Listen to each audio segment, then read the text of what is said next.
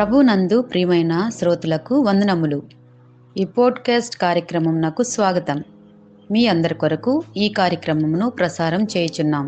విని దైవాశీస్సులు పొందుకోగలరు. మీ జీవితంలో ఎప్పటికీ మర్చిపోలేని గాయం ఏదైనా ఉందా? అది చిన్నప్పుడు ఆడుకుంటూ కింద పడి చేసుకున్నదా, లేక ఎవరైనా విసిరిన రాయితో తగిలినదా? కాదండి, మనలో చాలా మందికి ఇప్పటికీ గుర్తుండిపోయిన గాయం ఏంటో తెలుసా? ఎప్పుడో ఎక్కడో ఎవరో అన్న ఒక చిన్న మాటతో అయిన గాయం. ఎందుకంటే శరీరంపై పడిన గాయాలు కాలంతో పాటు మానిపోతాయి, వాటి తాలూకు మచ్చలు కూడా మాయమైపోతాయి.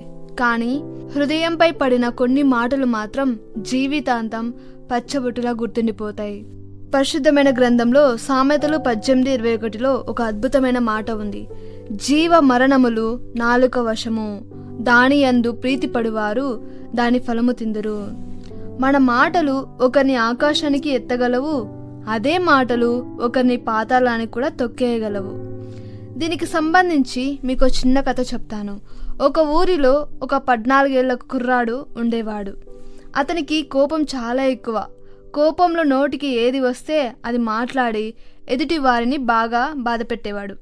ఒకరోజు అతని తండ్రి ఒక సుత్తిని కొన్ని ఇనుప మేకును ఇచ్చి, బాబు, నీకు కోపం వచ్చినప్పుడల్లా మన ఇంటి వెనుక ఉన్న చెక్క గోడకు ఒక్కొక్క మేకు కొట్టు అని చెప్పాడు. మొదటి రోజు ఆ అబ్బాయి కోపంలో 30 పైగా మేకులు కొట్టాడు. కానీ రోజులు గడుస్తున్న కొద్దీ మేకులు కొట్టడం కంటే కోపాన్ని తగ్గించుకోవడమే సులువు అని గ్రహించాడు. మెల్లగా మేకుల సంఖ్య తగ్గింది. ఒకరోజు అతనికి అసలు కోపమే రాలేదు. ఆ విషయాన్ని తండ్రికి చెబితే తండ్రి నవ్వుతూ ఇలా అన్నాడు, చాలా మంచిది బాబు, ఇప్పుడు నీకు కోపం రాని ప్రతిరోజు ఆ గోడ మీద నుండి ఒక్కొక్క మేకుని తీసే అన్నాడు. కొన్ని రోజులకి ఆ అబ్బాయి గోడలోని మేకులన్నీ తీసేశాడు.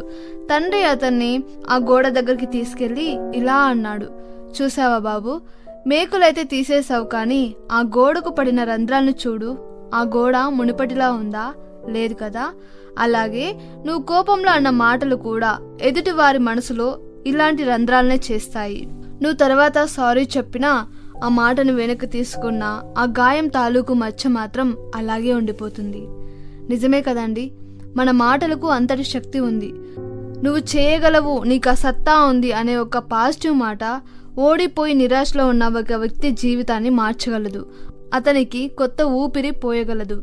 అదే సమయంలో నువ్వు ఎందుకు పనికిరావు, నీ వల్ల ఏం కాదు అనే ఒక నెగిటివ్ మాట ఒక వ్యక్తి ఆత్మవిశ్వాసాన్ని, అతని భవిష్యత్తుని పూర్తిగా నాశనం చేయగలదు. భౌతికమైన ఆయుధాల కంటే మాట అనే ఆయుధం చాలా ప్రమాదకరమైనది. అందుకే మనం మాట్లాడే ముందు ఒక క్షణం ఆగి ఆలోచించాలి. మనం 3 ప్రశ్నలు వేసుకోవాలి. మనం మాట్లాడేది నిజమా లేక అబద్ధ పుకారా అని. అలాగే ఈ సమయంలో ఈ మాట మాట్లాడడం అంత అవసరమా? మూడవది, ఇది ప్రేమతో చెప్పబడుతున్నదా? ఎదుటి వారిని కించపరచడానికి చెప్తున్నామా లేక వారి బాగు కోసం ప్రేమతో చెప్తున్నామా అనేది మనం ప్రశ్నించుకోవాలి. ఈ రోజు నుండి మనందరం ఒక చిన్న తీర్మానం చేసుకుందాం. ఈరోజు మీరు ఎవరిని కలిసినా వారిని నిరాశ నింపేలా కాకుండా వారి కొండంత ఆశను, ధైర్యాన్ని ఇచ్చే మాటలా మాట్లాడండి. ఎందుకంటే మీ నోటి నుండి వచ్చే చిన్న మాట ఎదుటి వారి జీవితంపై మీరు ఊహించిన దానికంటే చాలా ఎక్కువ ప్రభావాన్ని చూపుతుంది. చివరిగా ఒక్క మాట గుర్తుంచుకోండి, నొప్పించే 100 మాటల కంటే ఓదార్చే ఒక్క మాట చాలు ఒక జీవితాన్ని నిలబెట్టడానికి. ధన్యవాదాలు.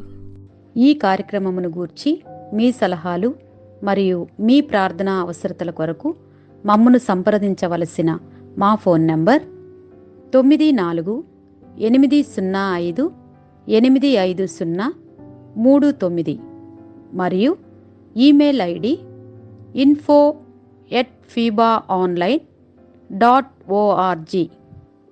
మా ఫోన్ నంబర్ మరొకసారి 9480585039. Email ID info@fibaonline.org.